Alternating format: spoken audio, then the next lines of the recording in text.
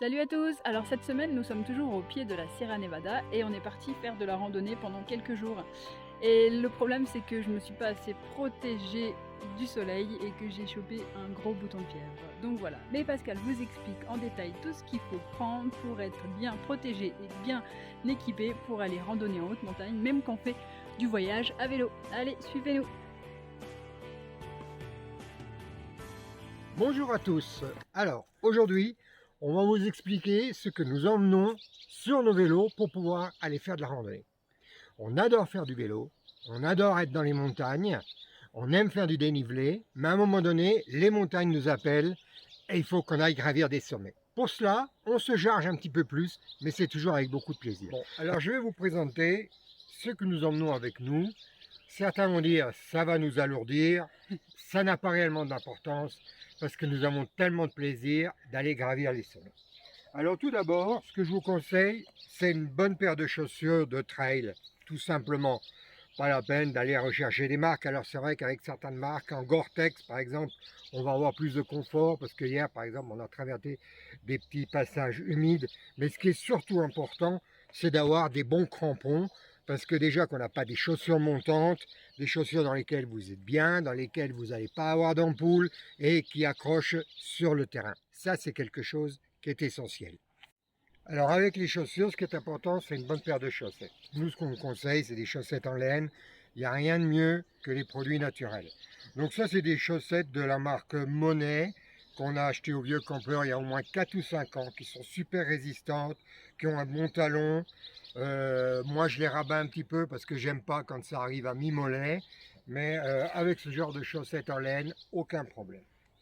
Ensuite, moi, comme il fait très beau ici dans la Sierra Nevada, un petit short de running, j'adore ça, c'est très court, ça donne de l'aisance, on peut aussi bien lever les jambes et aucun problème, et ça donne une certaine souplesse.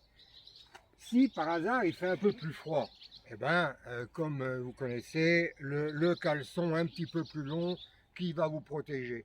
Mais enfin, les jambes, c'est pas la partie la plus frileuse et la partie qu'il faut protéger en premier. Mais enfin, voilà, on l'a avec nous parce qu'on l'utilise aussi sur le vélo. Alors pour le torse, pour le buste, moi j'adore ressentir l'air frais sur moi et tout simplement un débardeur sans manche. Voilà. Et quand on monte, on transpire, ça permet au corps de respirer, de dégager sa transpiration et c'est pour moi très agréable. Il faut quand même se dire, il faut prévoir parce que on part, nous ici on part à 1500 mètres d'altitude, on va arriver à 3000. Ici il fait très chaud, là-haut on est en haute montagne et on peut être surpris par un temps beaucoup plus frais. Donc il faut prévoir. Alors nous on emmène, moi j'ai ce petit polo en laine mohair, là encore une fois la laine naturelle. Dès que vous l'enfilez, on ressentait la chaleur qui vous enveloppe. Il est léger et en plus c'est mon petit chouchou parce que je l'ai acheté en Suède. Alors le coupe-vent. Par exemple, une journée comme on a eu avant-hier, on est arrivé à 3004, il y avait vraiment un vent très froid qui soufflait. Le polo vous enveloppe de la chaleur, mais il ne va pas protéger de ce vent qui traverse. Donc là, eh ben là, le coupe-vent, un petit coupe-vent léger, qui en plus peut vous protéger d'une petite averse, c'est pas lourd et c'est l'idéal.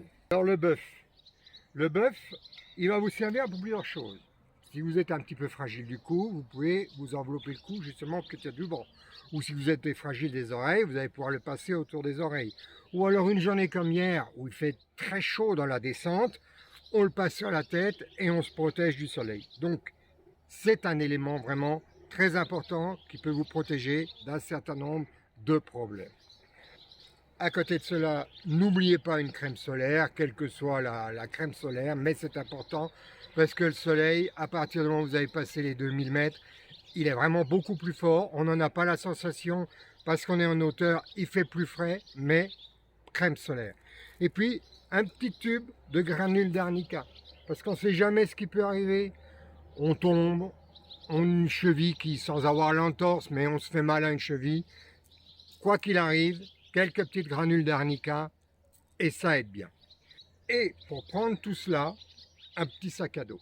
Donc dans ce petit sac à dos, on arrive à mettre cet ensemble on arrive à le doubler parce qu'il y a aussi les affaires de Laetitia, et à mettre notre casse-croûte.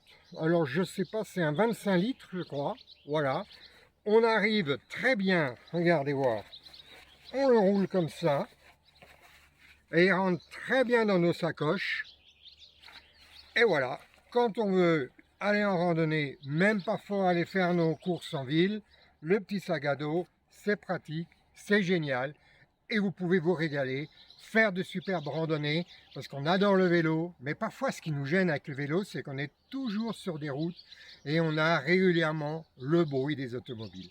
Quand on veut s'évader dans le silence, une randonnée, on part dans la montagne, et on se retrouve avec l'immensité des paysages, le silence et le calme. Je vous souhaite de belles balades en vélo et de belles balades en montagne. Et nous voilà juste seuls au sommet de cette montagne. C'était juste magnifique. Et surtout, n'oubliez pas un bon stick à lèvres pour se protéger les lèvres des rayons UV de très haute altitude. Le voyage à vélo est pour nous un échange et un partage, et c'est ce que nous aimons beaucoup faire, au travers de ces vidéos YouTube et aussi au travers de notre blog. N'hésitez pas à nous laisser des commentaires si vous voulez plus d'informations, et pour en savoir plus, vous trouverez bientôt en vente notre livre Cheminer du rêve à la vie à vélo. À bientôt!